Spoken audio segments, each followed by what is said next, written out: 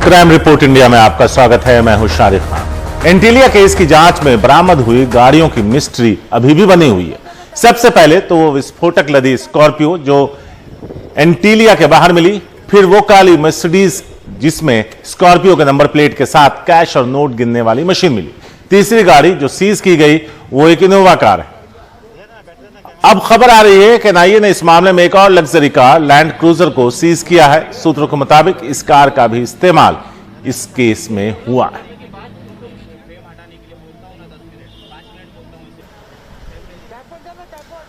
तो कारों की क्या है मिस्ट्री, जरा वो बताते हैं। एनआईए ने अब तक 4 गाड़ियां बरामद की, विस्फोटक लदी स्कॉर्पियो, इनोवा और काली मर्सिडीज। इसके अलावा केस में एक और कार सीज की गई। चौथी कार लैंड क्रूजर है। बरामद काली मर्सिडीज से मिला था स्कॉर्पियो का नंबर प्लेट, नोट गिनने की मशीन, कैश, कपड़े, केरोसिन तेल भी बरामद हुआ था। जब्त मर्सिडीज का पूर्व मालिक सारांश सामने आया।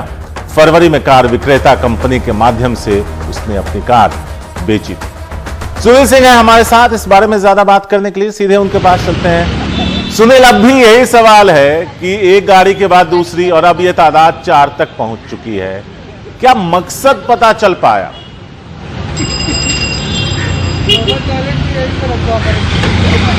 देखिए शारिक, इस पूरे साजिश के मकसद की ही तलाश और खोज में लगी है एनआईए, और अभी तक वो स्पष्ट नहीं हो पाया है और उसकी तरफ से कुछ इस बात की एक तरह से हम कह सकते हैं कि जानकारी भी नहीं दी जा रही है। राजनीतिक तौर पर देखें तो जरूर कुछ न कुछ इशारे हो रहे हैं, खास करके देवेंद्र फडणवीस ने जिस तरह से कल बात की और उन्होंने कहा कि परमवीर सिंह और सचिन वजह बहुत छोटे हैं। इस पूरे षड्यंत्र के पीछे राजनीतिक आका हैं जो सरकार में बैठे हैं, सरकार के मंत्री हैं। अब वो कौन है ये सवाल बना हुआ है। और अभी कुछ देर पहले ही किरीट सोमैया का भी बयान आया है। उन्होंने कहा है कि 2 लोग हैं जो कि इस पूरे मामले में शामिल थे, लेकिन मकसद क्या था वो अब तक साफ नहीं हो पा रहा है। रही बात इस पूरे मामले की जांच की, तो आप देखेंगे कि लगातार एनआईए कुछ न कुछ प्रगति कर रही है, नए चीज़ें इसमें जब्त कर रही है। जैसे कल शाम को सचिन वजह को यहाँ से ले जाया गया माहिम काजवे और दूसरी जगहों पर, जहाँ पर भी शक है कि उन्होंने सबूतों को नष्ट करने के लिए कुछ वहाँ पर किया है, कुछ कारनामे किए, तो ऐसी जगहों पर ले जाया गया था। दूसरी बात है, आज ही एक और कार लैंड क्रूजर थाने से जब्त की गई है। तो जो कारों का जो सिलसिला है इस पूरे साजिश में जो इस्तेमाल किया गया, उसमें एक और कार का इजाफा हो गया है और ये कार की क्या भूमिका रही है इसकी जांच की जा रही है। पता ये चला है कि मनसुख हिरेन जब क्रॉफर्ड मार्केट आए थे तब इस कार में भी शायद वो बैठे थे और कुछ उनकी मीटिंग हुई थी, लेकिन ये कार किसकी है ये पता नहीं। सवाल ये भी उठ रहा है कि एक अदना सा एपीआई जिसकी तकरीबन सिर्फ 80,000 के करीब सैलरी होगी कुल मिला के, सब पक्ष वगैरह सब मिलाकर, वो इतनी बड़ी बड़ी महंगी कारों का इस्तेमाल कैसे करता था और कौन उसे कारें मुहैया कराता था। आप अगर स्कॉर्पियो की बात है तो वो मनसुख हिरेन की थी, वो हो सकता है कि उन्होंने दबाव में या उनके कहने पे दे दी हो। जहाँ तक इनोवा की बात है वो सरकारी कार थी, उन्होंने अपने हिसाब से उसको इस्तेमाल किया।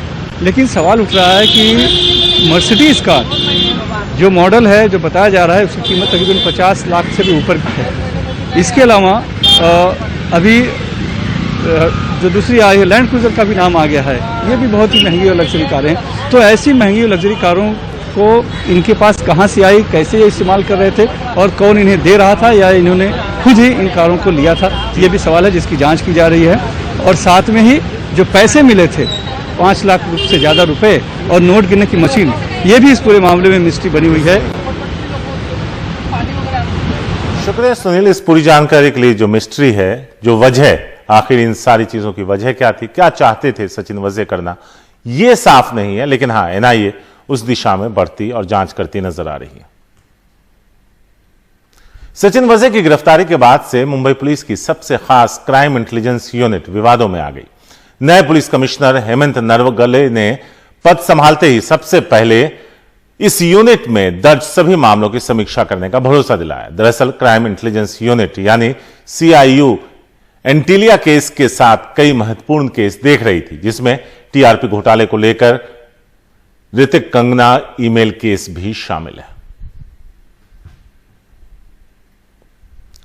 तो सवालों में है क्राइम इंटेलिजेंस यूनिट उसके बारे में आपको बताते हैं। CIU में दर्ज सभी मामलों की समीक्षा होगी। ज्वाइंट CP क्राइम की अगुवाई में यह समीक्षा की जाएगी। समीक्षा के बाद आगे की कार्रवाई होगी। गिरफ्तारी से पहले सचिन वजे थे CIU के मुखिया। TRP घोटाला, फेक फॉलोअर्स, ऋतिक कंगना विवाद देख रहे थे।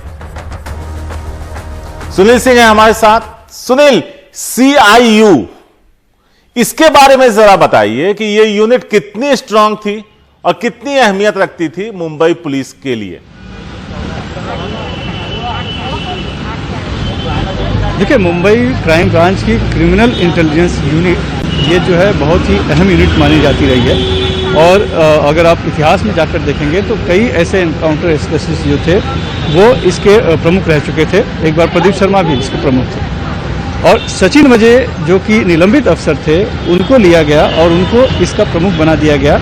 इसका ये हमेशा हेडक्वार्टर से संलग्न रही है और इसका सीधे सीधे इस यूनिट का ज्वाइंट CP क्राइम इसके प्रमुख होते हैं, लेकिन कहीं न कहीं CP भी इसमें संपर्क रखते हैं क्योंकि बहुत महत्वपूर्ण जानकारियां और केस इसे दिए जाते हैं। अब जब सचिन आज आए तो भी इसको अगर हम देखें तो जितने भी मुंबई के अहम केस थे वो सब इन्हें दे दिए गए। जैसे कि TRP का स्कैम था, फेक फॉलोअर्स का स्कैम था, इसके अलावा जो कार डिजाइनर छपड़िया पकड़े गए वो भी मामला इनके पास ही है। और साथ में ही कंगना रनौत और जो ऋतिक रोशन के बीच ईमेल वाला जो मामला है जो कि साइबर क्राइम में था उसे भी लाकर इन्हें दे दिया गया था। अब चूंकि सचिन वजे की भूमिका ही संदेहास्पद हो गई है, संदिग्ध हो गई है और एक आतंकी साजिश दिखाने की कोशिश में वो पकड़े गए हैं और उनकी जांच चल रही है, तो पूरा का पूरा ये जो मामले की जांच है वो भी सवालों में आ गई है। यही वजह है कि कल हमने जब जो नए CP नगरालय से सवाल किया तो उन्होंने कहा कि बिल्कुल समीक्षा की जाएगी और जो भी होगा उसके तहत कार्रवाई की जाएगी। शुक्रिया सुनील, इस पूरी जानकारी के लिए। तो अब समीक्षा की जाएगी कि इन मामलों में जो ये मामले देख रहे थे इस यूनिट में उसमें क्या कुछ हुआ था। आगे बढ़ते हैं। बिहार के गया में 2018 में हैवानियत के 9 दोषियों को कोर्ट ने आजीवन कारावास की सजा सुनाई। Gaya civil court special POCSO court के न्यायाधीश नीरज कुमार ने 9 लोगों को आजीवन कारावास के साथ अलग अलग धाराओं में अर्थदंड भी लगाया। मामला 13 जून 2018 का है, जब देर रात अपनी पत्नी से बाइक पर, आपको माफ कीजिएगा, अपनी पत्नी को बाइक पर लेकर जा रहे थे और साथ में उनकी बच्ची भी थी। जब वो लौट रहे थे, जो ग्रामीण चिकित्सक थे, तो उन्हें कुछ लोगों ने रोका। डॉक्टर के हाथ पैर बांधने के बाद उनकी पत्नी के साथ गैंगरेप की घिनौनी वारदात को अंजाम दिया गया। यही नहीं, उनमें से एक ने बच्ची के साथ भी दुष्कर्म किया। उसके बाद सारे आरोपी पकड़े गए और उसके बाद अब उन्हें सजा सुनाई गई है। तो 9 आरोपी हैं, उन्हें उम्र कैद दिया गया है और साथ ही अर्थदंड भी दिया गया है। तो यहां आपको बता दें कि ग्रामीण चिकित्सक थे जो अपनी पत्नी और बच्ची के साथ मोटरसाइकिल पर जा रहे थे, जब कुछ लोगों ने उनकी बाइक को रोककर इस घिनौनी वारदात को अंजाम दिया। डॉक्टर के हाथ पैर बांधे, उनके सामने ही उनकी पत्नी के साथ गैंगरेप किया, बच्ची के साथ भी दुष्कर्म किया। तो अब कोर्ट ने इस पर सख्त रुख अख्तियार करते हुए उन सभी को आजीवन कारावास सुनाया।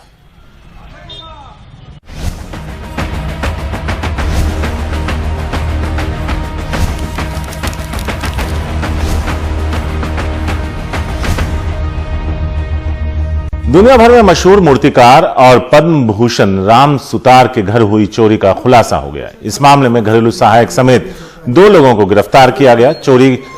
चोरों के पास से चोरी के 22,65,000 नगद, ज्वेलरी, पद्म भूषण पदक भी बरामद कर लिया गया। राम सुतार के नोएडा स्थित घर में 9 मार्च को चोरी हुई थी। कुछ दिन पहले ही उन्होंने एक प्लेसमेंट एजेंसी की मदद से घर में एक काम करने वाले को रखा था। मैन पावर एंड शर्मा नाम का एक व्यक्ति चलाता था।